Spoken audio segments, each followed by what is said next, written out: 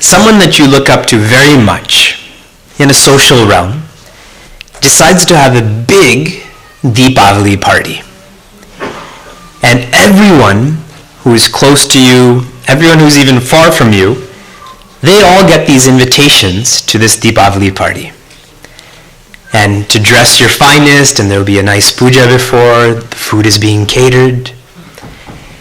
And everyone is talking about this Deepavali party.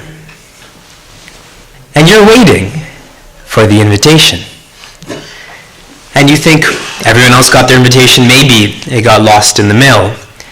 So you wait some more. You even casually, mention it to them. So everyone got their invitations, and there must be a problem with the mail, and no comment from this couple. And finally, the night before the actual party, you realize that you're not invited. How do you feel in such an experience? You're at home, you're not at the party, and I'm going to the next day. Where is your mind really? Is it at home? Or is it at the party? And now isn't that same mind now thinking about all of those, your friends, but are they really my friends? They didn't even facilitate me coming to this party. Everyone's nodding because we've all been in this circumstance before. We like to believe that we are free, but this small worldly example that we can all relate to shows us that maybe we're not as free as we like to believe. And our lack of freedom comes out most strongly when we are vulnerable. And if we think of our day-to-day affairs, when is it that you and I are most vulnerable? Even think physically. When are you most vulnerable? It's probably not when you have your makeup on or when you're wearing a suit. It's probably not when you're driving. It's when all of the masks that we wear are off. And the time when we have no masks on is in the morning, and we've just woken up. And at night, just before we go to sleep. That is when we are most vulnerable. That is when we are with ourselves the most. That is when we realize the lack of freedom in our lives. Otherwise, we continue to portray that we're free. We're Americans, right? We're inherently free. But small examples, like I mentioned about a party, should show us that there's more to freedom than what we believe. This evening, we are going to explore freedom through surrender. Now, everyone in this room, you have a background with Vedanta. You have experience in reflection. But if someone takes up this title of this discourse for its face value, there are contradictory terms. How do freedom and surrender go hand in hand? And perhaps that's the marketing tactic of Chinmay Mission Pittsburgh to use such words so we can find out what's going to happen. I did a workshop at a different organization's forum, and we entitled this workshop, Success Equals ? And we facilitated the workshop, and at the end we had a feedback session. And people were sharing what they liked, what they didn't like. And one person said, if you titled this Success Equals Happiness, I wouldn't have come. Because he learned that success equals happiness, but to us that's so obvious, so we're not interested. But freedom through surrender, what does that actually mean? Today, a fad that is strongly being propagated is mindful living. Be mindful with how you dress, be mindful with how you eat, be mindful with how you walk. Be fully mindful. Even for those who are signed up for Lumosity, they have around 50 million users for Lumosity, and one of the areas that they measure is attention. One game specifically is you have to look at the center, and quickly a number and a bird flashes. And you have to identify where the bird is and identify where that number is. So how much are you paying attention? So this is going on madly. But what is the point of being mindful of the outside world when the real focus is to become mindful of our inner world? See, if these mindful techniques, if Lumosity is not encouraging us to be mindful of our lack of freedom, or what freedom is, they're just games then. And games are fun, but there's no transformation. Putting it differently, it's like information but not education. Many people are in academic institutes, but they're only processing information. No education is happening. And one knows that because people aren't changing. They go in with no information, then they come out with information, and what's attached to that information? Ego.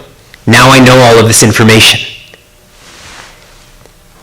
The teachings of the scriptures is not to be mindful of objects, but to be mindful of the subject, to get to know who you are.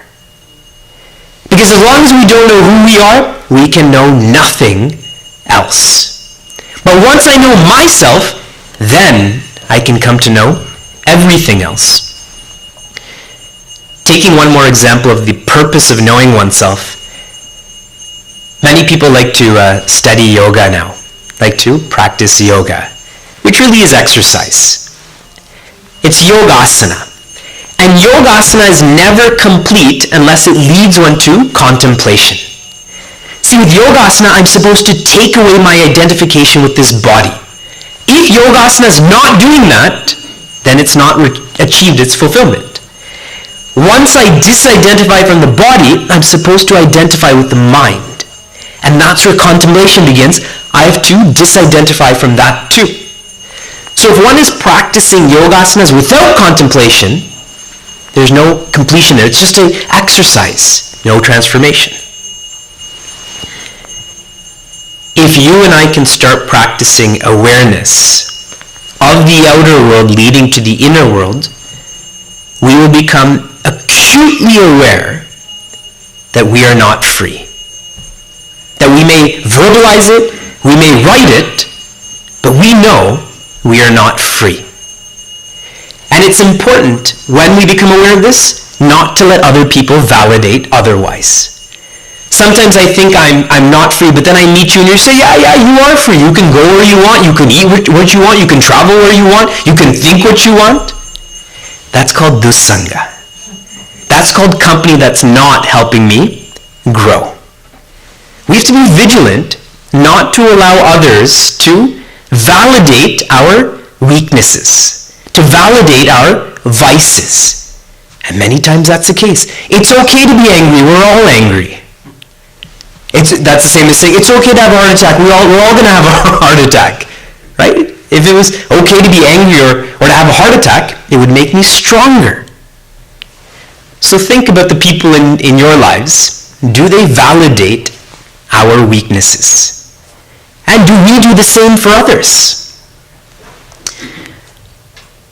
When I had come to Pittsburgh on Monday, then a diya was offered and Aarti was done. And I was thinking about the meaning of why we do Aarti, Vedic Aarti to Bhagwan, to an expression of the Guru Parampara. When you take a diya, it's made up of various components. The clay, the traditional clay encasement, not the aluminum we tend to use now, symbolizes the body. And that body contains that oil or that wax, which is the vasanas, or I'll put it quite simply, as the destructive habits that we have. The habit to be indulgent, the habit to react, matters like that. Inside of those vasanas, or the wax, is that wick. And that wick symbolizes the mind. Now if I have this body with these destructive habits and a mind, and nothing else there, that oil, let's say that oil is in liquid form, it actually hardens then, doesn't it? It becomes hard wax. So what do? Is we light that wax, that wick. And that symbolizes bringing knowledge into our mind. A mind that is lit with knowledge can let go, burn up those destructive vasanas. But a mind that's not lit with knowledge can't do anything. And we showcase that this is how I want to be. I offer this divine light because I want to be like this, meaning the host, those who are welcoming. And the person who's coming in is the one who can light this mind, because they already have a flame. In my case, it's not true, but hypothetically, whoever's coming, then they've already begun that fire. And you can only start fire with another flame. So we offer this arati saying, you're like this, I want to be like this too. See, that's the validation we should have in our lives. That's the positive peer pressure, which we call satsang. But many cases we invite people who they put out the fire in our mind. They keep saying, yeah, you're good enough, when maybe we're not. When we are acutely aware of our bondage, that's when we become seekers. That's when we seek freedom. And we seek freedom because this is natural. Whenever we exercise, it's to become more healthy, not less healthy, correct? Whenever we go to the temple and we come to the ashram, it's to become more mentally strong, not to become weaker. So we are seeking that which is natural. We don't seek that which is unnatural. Poor health is unnatural, as an example. And this shows us that our nature is freedom. Why else would I seek it if it weren't natural? And I'll put it in a more gross example. If I start rubbing my hand on this wooden floor, eventually a piece of wood is going to come into my hand, a sliver, a splinter. And immediately, my body will start to push that out. White blood cells, red blood cells, antibodies, everything is going to start reacting to that. Because that's not a natural part of my hand, of this ecosystem. It's an alien. But for the flesh, the bones, the marrow, everything else in my hand, it's been there for decades. It doesn't get pushed out. It's not fought against. We fight against bondage because it's not natural. We seek freedom because it's natural. This is strongly shown with infants. We really are born free. There's many songs that are, talk about being born free. And infants truly are free. They're free of judgment. They're free of their own names. They're free of their own looks. They're free of any matter for that regard. And then we get, I was going to say educated, but we get informationized. That's a word I just made up. I don't think that's a real word. And that freedom slowly starts to turn into bondage.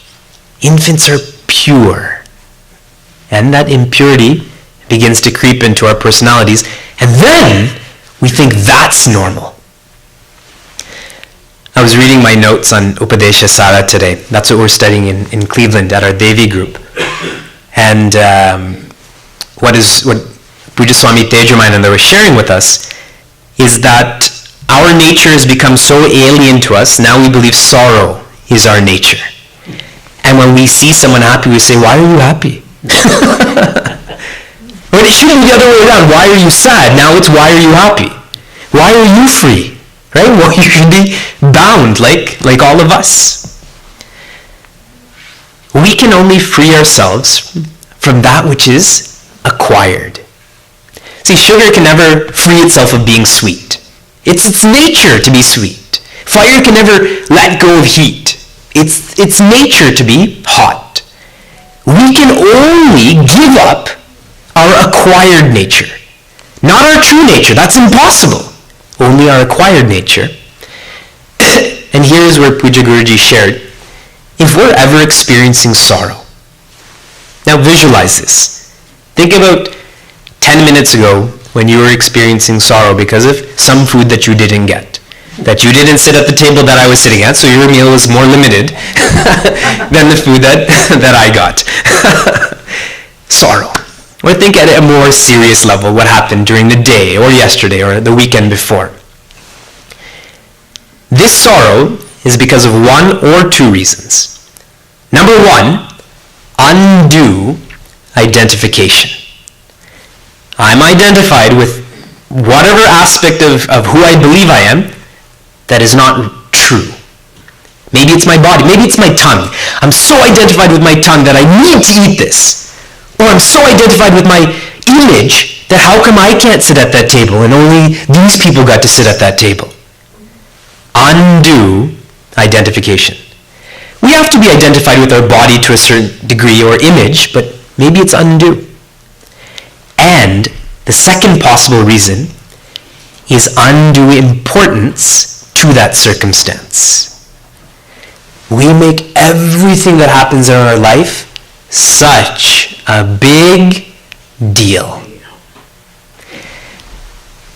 If you think about the problem that you faced 10 days ago, and now you put a tally there, okay? Imagine every problem that you've had in your life, you put a small mark there, right? You start counting it. And you had a problem 10 days ago and you put a mark there. How many other marks are put there in the last 20, 30, 50, 80 years? 1,000? 10,000? What is 1 over 10,000? Such a small percentage, but we make it such a big deal. In a food context, because food examples it's very clear. If we eat 3 meals a day, and in the year there's say 333 days, so we have 1,000 meals every year. And we're Indians, so it's probably 1,500 or 1,800 for us every year. And now you live to 100. So in one lifetime, we will eat 100,000 meals. Now you go to the local restaurant and you order food and it comes 10 minutes late. Or the pizza's made and it's under that hot light, but they give it to you and you've seen it. You see that it was made 10 minutes ago. And it's under the hot light and you get it and it's hot, but you still want to say, hey, I saw that this was made 10 minutes ago. So in this one circumstance, and we lose our peace. We judge the waiter or waitress who did nothing. And maybe they're busy, maybe they forgot, whatever it is. Out of 100,000 meals, see how we make everything a big deal. And for those who are studying in the Foundation Vedanta course, this will be part of the subject that we'll be exploring today, is how when we only look at the world, the universe from our perspective, everything's always a big deal. But what's encouraged is to start looking at the universe from the universe's perspective, then I start to live in harmony. What is that saying? You make a mountain out of a molehill. Yeah, mountain out of A molehill, right. So undue identification or undue importance. The acquired nature that we've taken on, the effect of that is vices. Our nature is not to be vicious. We may think now it's our nature to be vicious, and if one reads what is happening in the world specifically today, then one may think, yeah, maybe our nature is to be vicious. But go back. We are created in the image of the Creator. Whatever religion we study, we are created in the Creator's image. I did a camp in Portland 2 weeks ago on Krishna, my best friend forever, my BFF. Right, we all have our BFFs, but we don't really know who our real BFF is. So I asked the people there, why is your best friend your best friend? And they said, because so many people said they're nice. We don't have any better adjectives than they're nice. Then some people say, because they give me things, right? And words like that. So they're generous, they're caring, they're empathetic, whatever it is. So why are they our best friends? Because of their virtues. And if they weren't virtuous but they were vicious, then we wouldn't be attracted to them. We wouldn't be drawn to them. Now who is the embodiment of all virtues? It is the Creator. Lord Krishna, as an example, Hanumanji, whoever it may be, they have every virtue in full measure. See, we're generous, this much. We are patient, smaller. I'm not going to go bigger.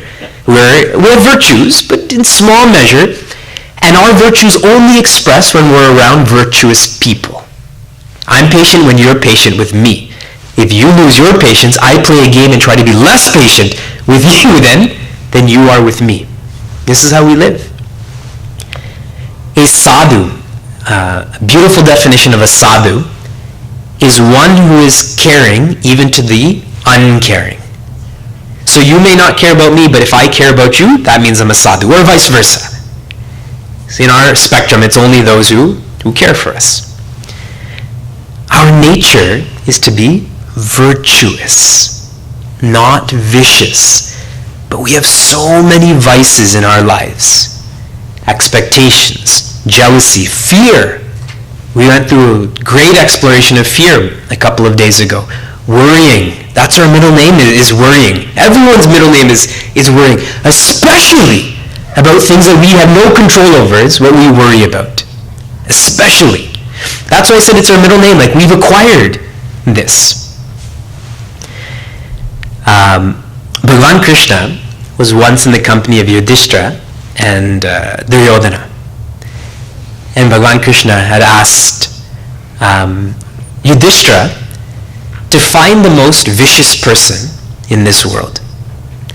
And Bhagavan Krishna asked Duryodhana to find the most virtuous person in this world.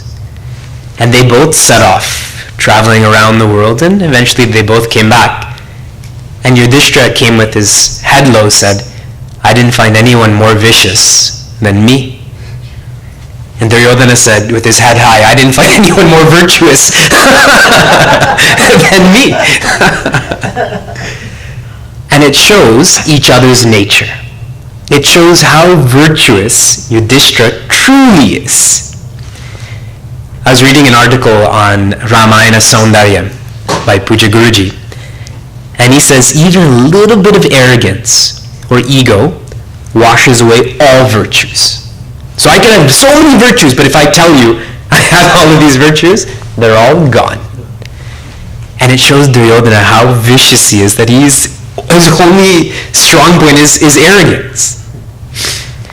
We are Yudhishthira. We are not Duryodhana, but who do we believe that we actually are? It is these vices. And these vices are just effects. What is the cause of any vice? Ego. If ego is not there, what can't be there? Vices. If the cause is not there, the effects cannot be there. So like in medicine, we deal with the symptoms first. That's how we know if X is wrong or Y is wrong. So we know there is an acquired nature. We know that our nature is not being lived truly because of vices. Do not think that you're an angry person. There is anger in your personality, as an example, but that doesn't mean that's who you are. We may express lust, but that doesn't mean we're a lusty person. We are quick to judge others and ourselves by such labels. We are all about our image. I'm like this, I'm like this, I'm like this. Good or bad. I recently met someone who said he used to walk around telling people about how angry he is. That was a label he applied to himself. And he was saying that's why it's taken so long for him to overcome that anger. Our ego makes us feel separate. When is it that you feel most whole? In sleep. In sleep there is only oneness. There is only completeness. But the challenge with sleep is we don't know it. We only infer. But that's when there's no duality. There's no genders. There's no rich or poor. There's no dueling nations. There is just that homogeneous experience.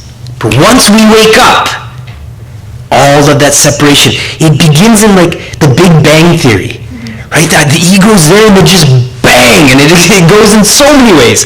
My car, your car, right? We can't have it. Even in our cars, you press 1, 2, or 3. Which driver is it?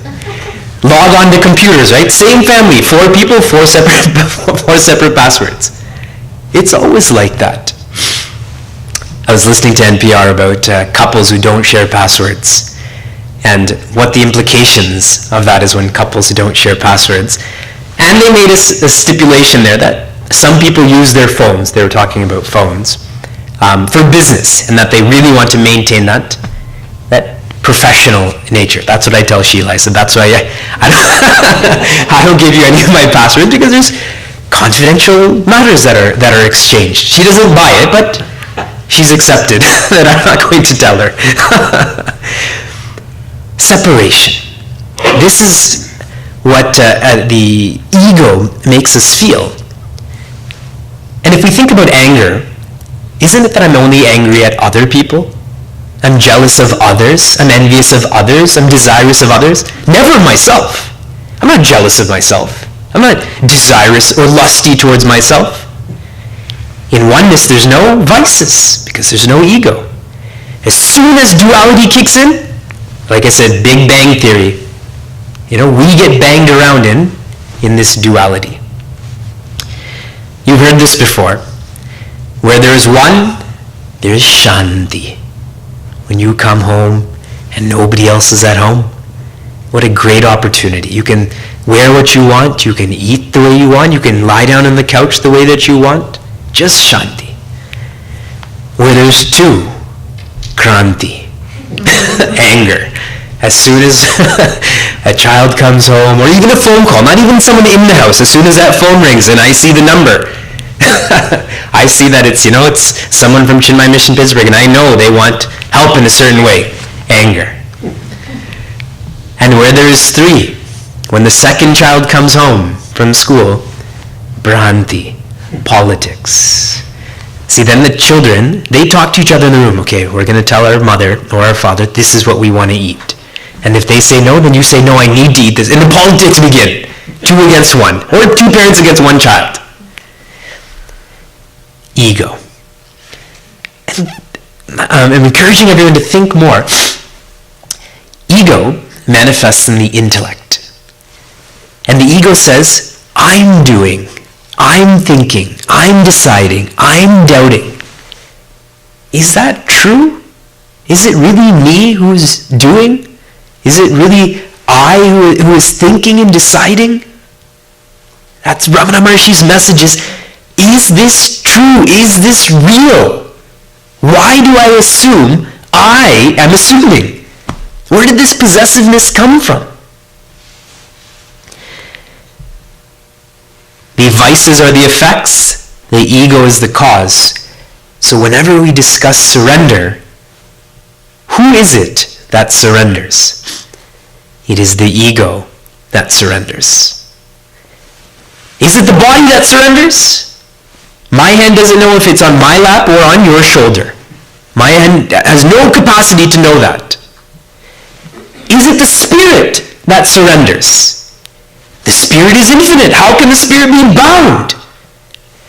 That's what's fascinating about this journey, is freedom or liberation or moksha or mukti or enlightenment, nirvana. All of it is a lie. It's not possible. Because if it's possible, that means bondage is real. But how can the infinite be contained? How can light become dark? How can knowledge become ignorant? How can joy become sorrowful?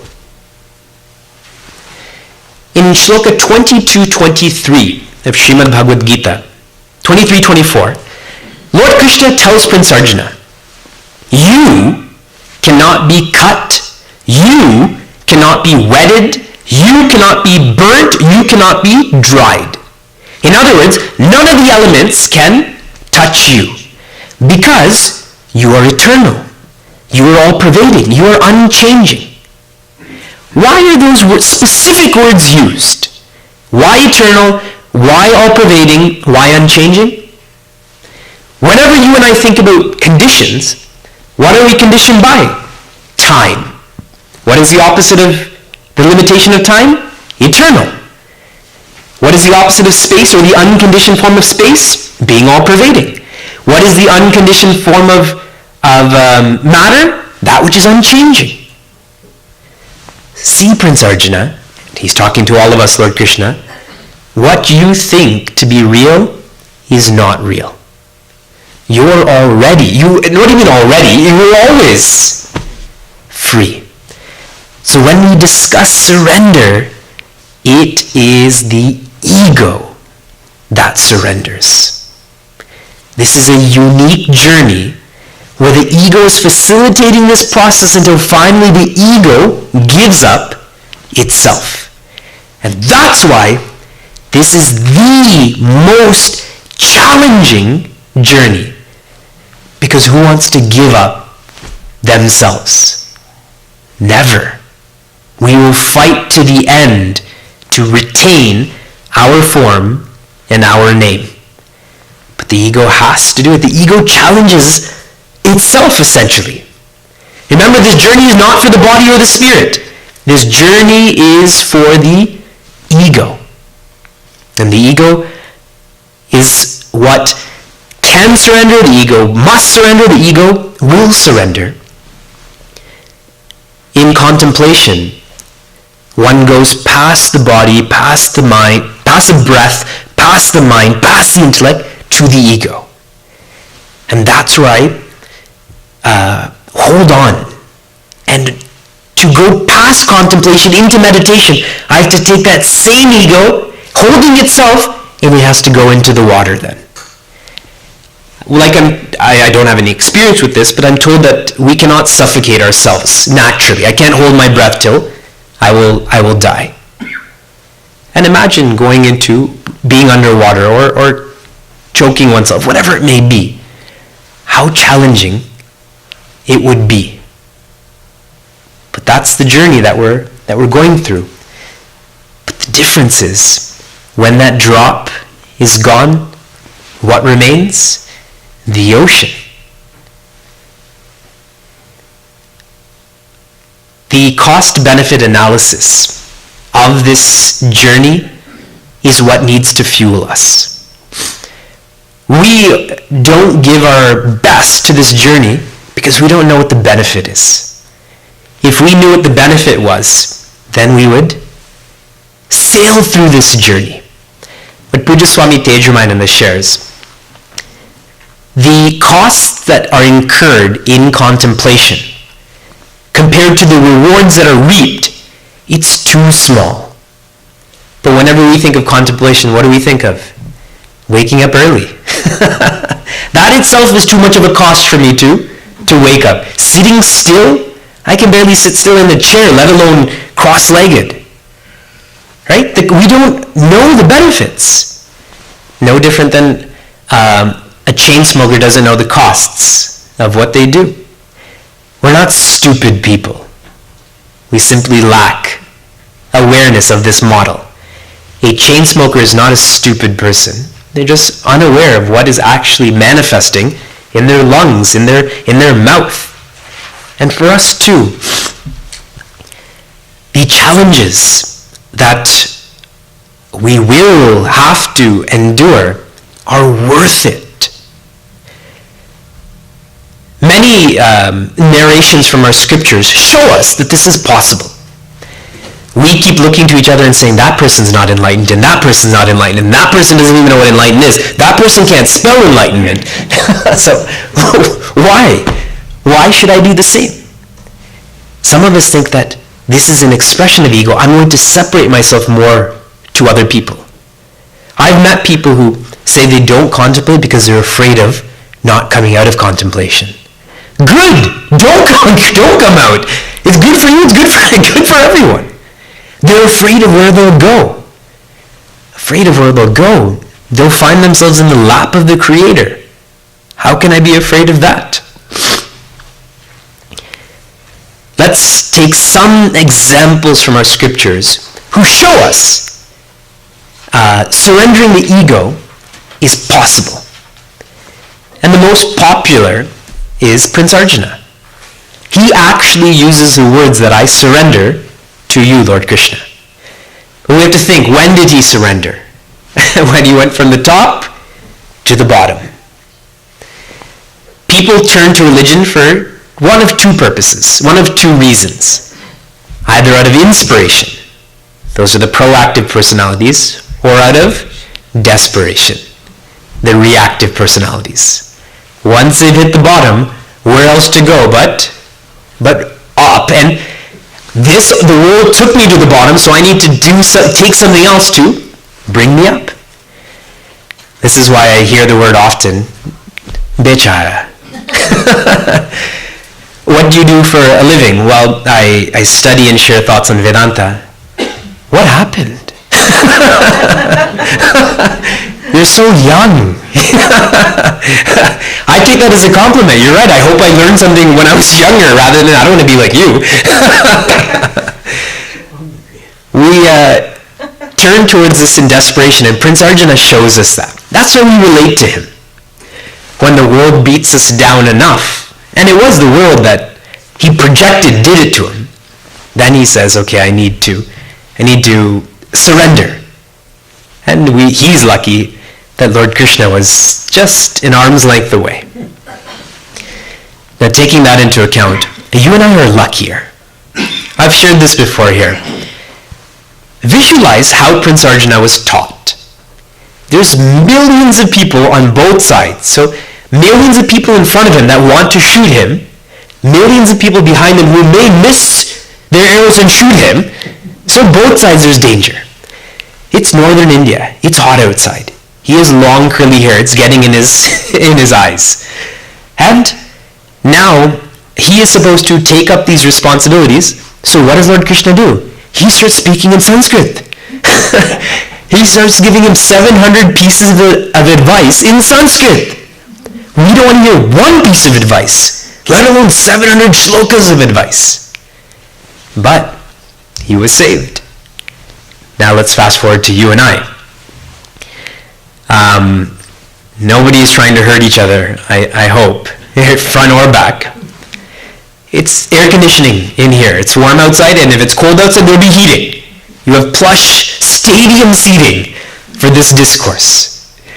If you remember when Puja Swami Chinmayananda used to speak, I saw a picture of Puja Swami Tejomayananda speaking on the ground. I was talking to recently a senior mission member who they now live here, but they listened to Gurudev back in the day. And it would take an hour just to be seated. Now imagine if you sat here and you went to go to the bathroom and your seat was taken. 200 seats in this hallway, but in this room, but your seat was taken. Imagine you would be sitting next, and though you would be listening to me, you would be constantly cut-eye, just making sure they know that you took that seat. 1 minute, 1 hour to get into the discourse, and those discourses were not 45 minutes of Q&A and 45 minutes or whatever. They were 90 minutes of intense Vedanta. Outdoors, which means it's raining, or it's windy, or there's mosquitoes, someone's coughing, whatever it is, babies, and then an hour to leave. So you and I are more fortunate in our context. Yes, we study the Sanskrit shlokas, but do we really read the Sanskrit? Do we really even read the English transliteration? We read the English translation, and with the commentary. And do we really understand that? So we have to listen to 10 speakers explain that one message. So yes, we can be like Prince Arjuna and wait till we hit the bottom to surrender. Or we can be like Vali. See, Raja Vali, he knew that when Vamana Bhagwan comes, he knew he was Bhagwan. So he was practicing being arrogant. He was being egotistical. But he learned quickly. He didn't fall to the bottom. And he said, I made my mistake. I know I made a mistake. You put your third step on me. See, he didn't hit the bottom. He caught himself. There are 3 ways to learn. The first way to learn is to learn from, the wise people learn from other people's mistakes. They don't have to go through each of those experiences. They see that person made this mistake or this mistake, and they learn that I shouldn't be like that. If you're driving down the 79 or the 76 and you see a police officer pulled someone over, isn't it that you slow down? Yeah. For 30 seconds until that's gone and then go back to original speed. But we try to learn, I want to learn from that person. They made a mistake, so I don't want to be like that. Until we get pulled over and someone else says that about us. The ordinary person learns from their own mistakes, but they have to live a long time because they only learn through experience. So they just have to keep on making mistakes and keep on learning. And the foolish person doesn't learn from anybody's mistakes, not anyone else's, nor themselves. They're the people that get reborn again and again and again and again. So Vali was like the middle type. He didn't let himself fall. He wasn't a fool. He wasn't a wise person either. The wise person that I'm referring to is Vibhishana. Vibhishana had everything strong. And he knew that his brother had no hope, so he went to where there was hope. So you see these different personalities. Prince Arjuna, Vali, Vibhishana. 3 different types of personalities to show us it's possible that we too can surrender. Please keep in mind all of these people were kings. And my point is not the masculine gender. My point is they're like you and I. That their education is strong, their families are strong, their material sense is strong, their bodies are strong, and it's just a different level of maturity.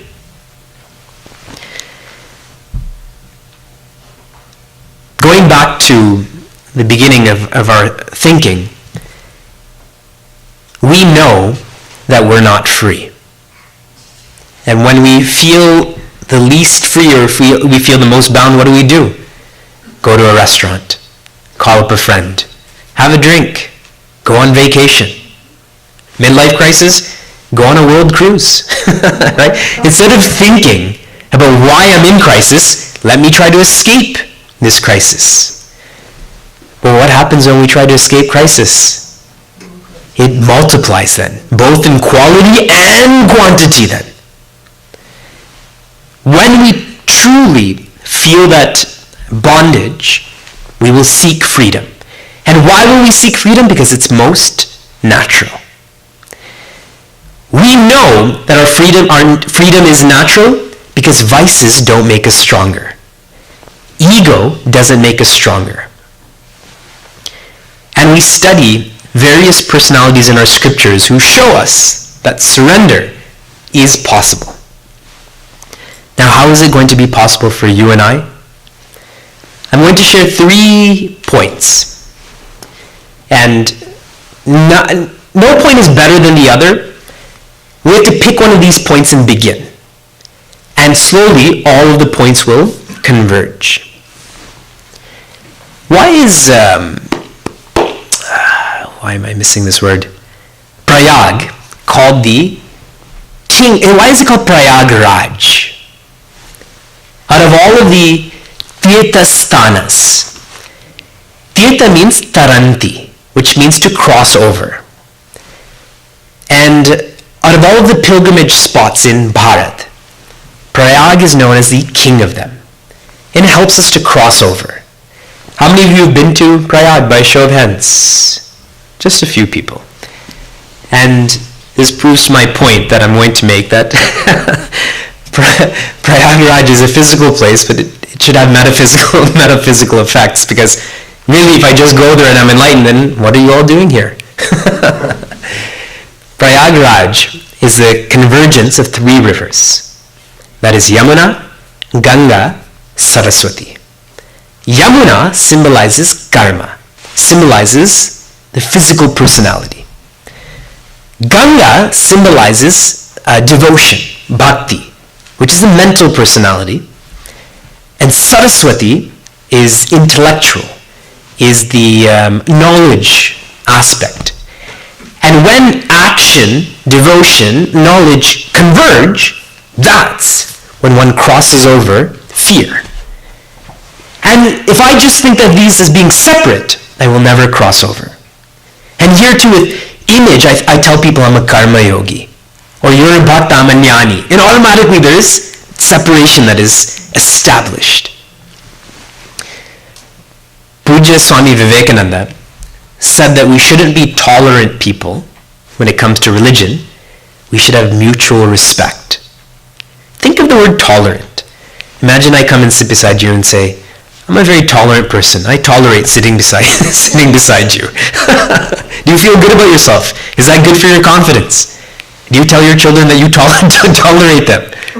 Do you tell your parents, I'm very tolerant of you. You gave me birth, but I'm still tolerant of you. Mutual respect. So let's take up, what does it mean to surrender from a physical level, from an action level? The word I want us to focus on is to be responsible. When you and I follow through with our responsibilities, we will be free. Whenever we don't follow through with our responsibilities, we always feel bound. Think about a day when you called in sick for work and you weren't actually sick. What were you thinking about? But what if you get caught? In business school, I tried to get out of school as often as possible. So I started taking Deepavali off. Even though it wasn't a holiday, I said, I'm a Hindu, I'm taking Deepavali off. And nobody else followed suit. So I remember one day I went swimming at the university during the day. And God is great. My professor was in the pool too. in the pool too. And when I had taken that day off, I was thinking that, what if someone sees me? What if someone catches me? And there's God saying, hey, you're not fulfilling your responsibilities. You can celebrate Deepavali before or after class. Why do you have to celebrate it during class? We all experience this. Suppose you had to make a dish for Bhiksha today, and you just felt tired.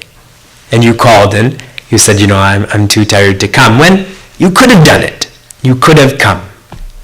Then you may be thinking, Vivekji must be hungry right now. He must know everyone who's supposed to come and he must be judging me. And none of that's true, but you may be thinking that. When we are responsible, we are free. Even think about punctuality. When you come somewhere 5 minutes early, relaxed, when you come right on time, then how do you feel? When you come late, how do you feel? See how it plays out. We are bound, and who created this bondage? I did, for myself. In our sadhana chatushtaya, or the qualifications of a student, a spiritual student, one of the qualities is uparama. Uparama is being absorbed in one's responsibilities. And what happens is that likes and dislikes go away then. Likes and dislikes destroy this world for us. I like this food, I dislike this food. I like this job, I dislike this job.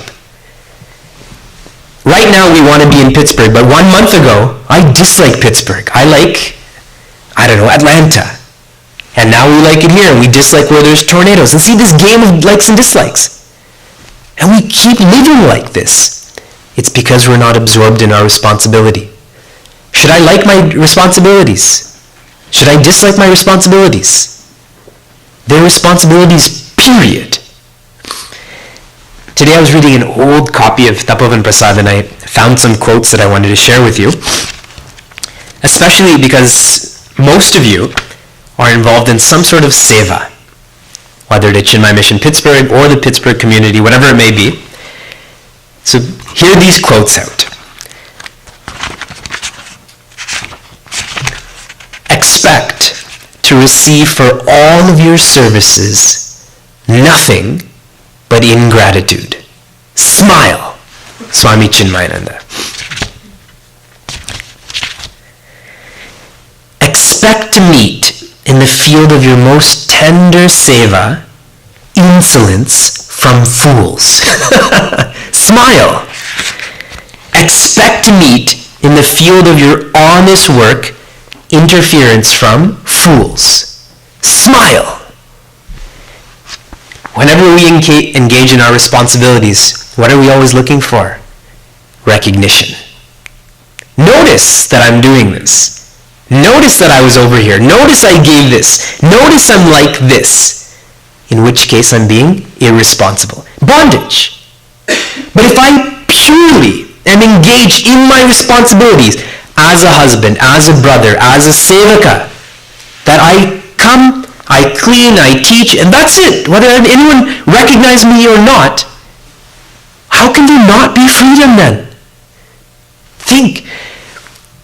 If we're going to have a graduation day here shortly, and if I did something for Chinmay Mission Pittsburgh and I'm sitting in the back and they keep saying, this person did this and this person did this, and what I'm sitting in the back, instead of appreciating all the work that everyone did, what am I really waiting for?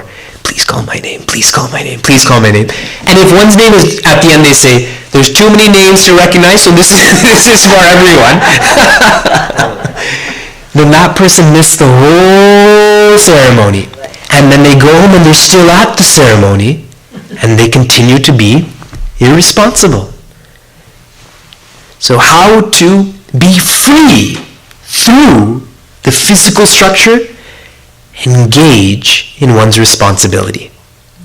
And Puja Swami Chinmayananda said this so simply: do your best, leave the rest.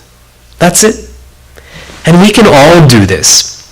Unfortunately, we always look at if other people are doing their best. And if they're not doing their best, why should I do my best then? And comparing it, what if that person has less of a capacity than me, but now I use them as a reference point?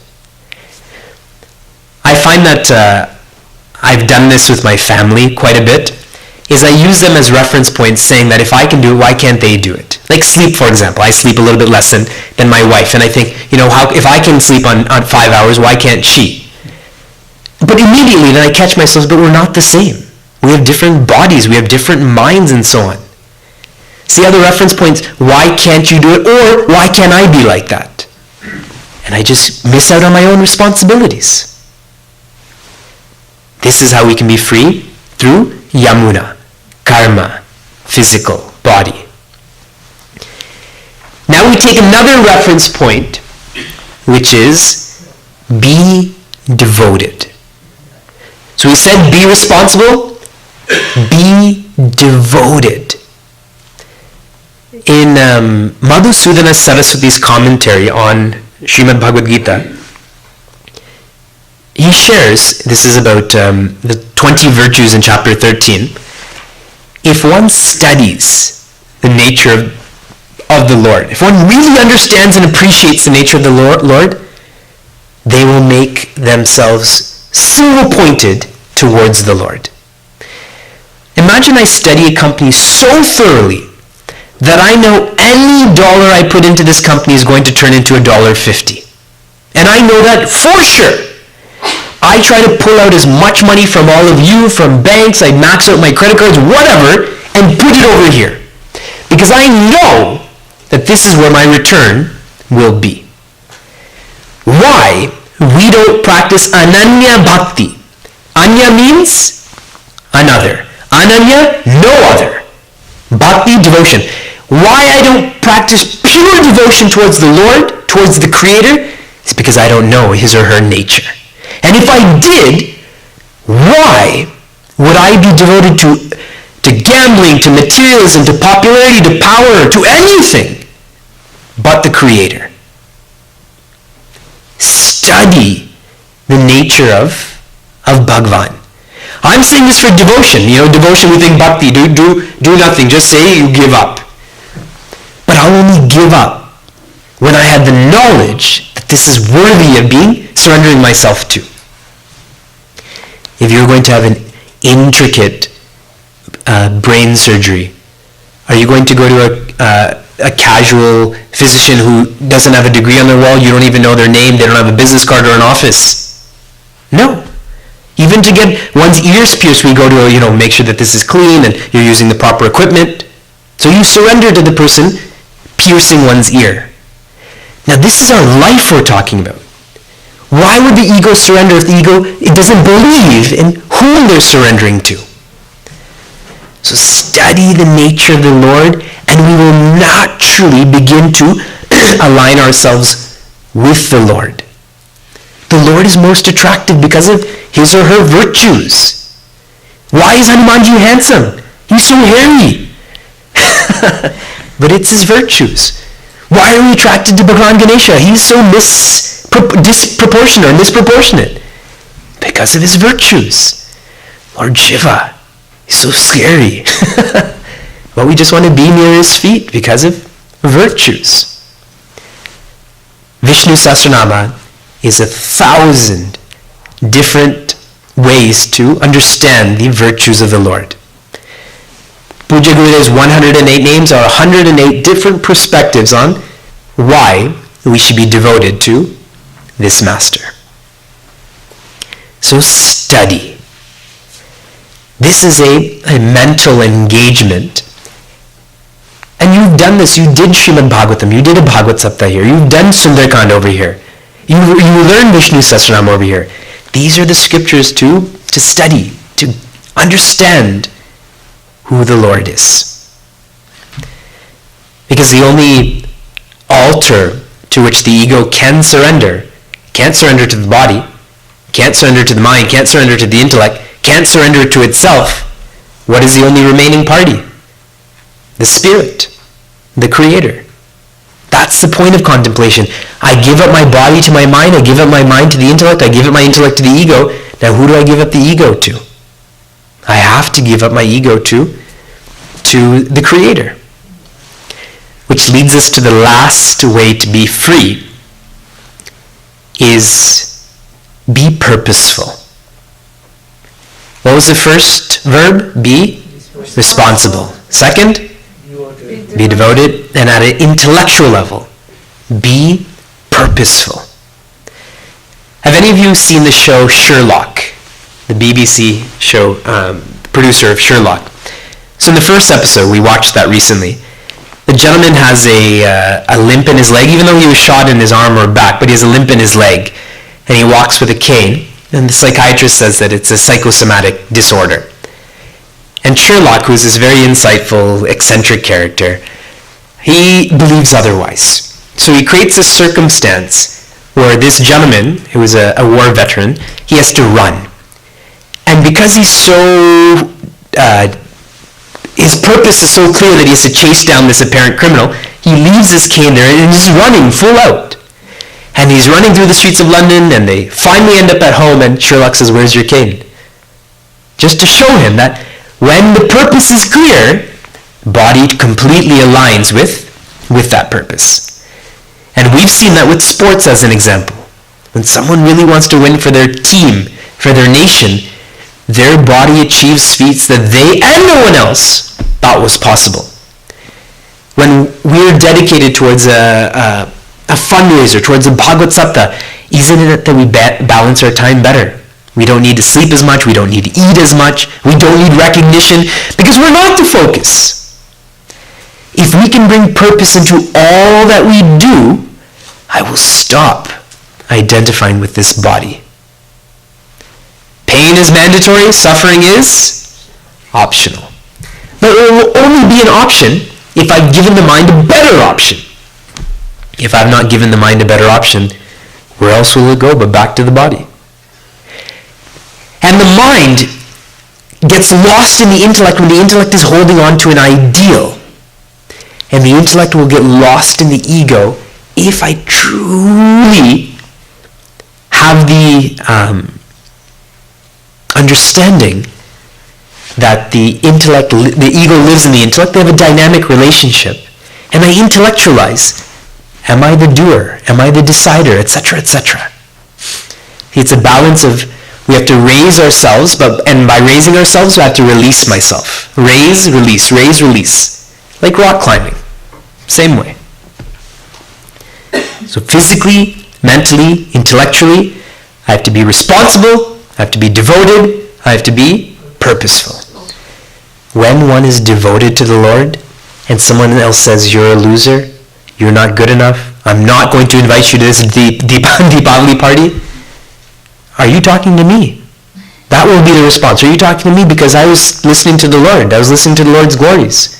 Or I was going to his party. Why? I don't need to come to your party. Become completely balanced and purposeful. Guruji often shares, work doesn't tire us, lack of love of work tires us. If I love what I do I even call it work? No. I'm playing all the time. Endless enthusiasm to just go, go, go, go. But we get so tired because what is the purpose of whatever we do? Why is it that some kids don't put out their best in elementary school, middle school, high school, etc.? They don't know the purpose. They think of school as you're forcing them to go. And they want to get out as quickly as possible. Even think for all of you. When you were growing up, and now that you know what you know, if Balavihar existed in your cities when you were growing up, would you ever skip on Sundays? Just say no to make me happy. But now kids, they skip on Sundays because they don't know the programming that is taking place. Adults come to this room to get deprogrammed. Take out those viruses that are there. Kids come here to get programmed, to put vitamins in their minds to make sure that they don't get the viruses in the first place. So to be purposeful. Then we will be liberated while living. We will be Jivan Muktas. Don't think of freedom as when I leave this, when this body is dead. If I am identified with the spirit, this body can be alive and dead at the same time. I have a body, but I'm not the body. We've all experienced freedom and surrender, but unconsciously, casually. There's been moments. The purpose of this evening is to now be conscious about this, to make this a lifestyle. If every moment I'm free, then I'll be Jivan Mukta. Let me not think that I'm going to be liberated a year from now, 10 years from now. I have to be liberated every moment. This is a very possible way to do it. Responsible, devoted, and purposeful. When we surrender through these means, then we stop using the word surrender, we stop using the word freedom too, because we realize I never needed to surrender, and I was always free. So continue to explore these thoughts.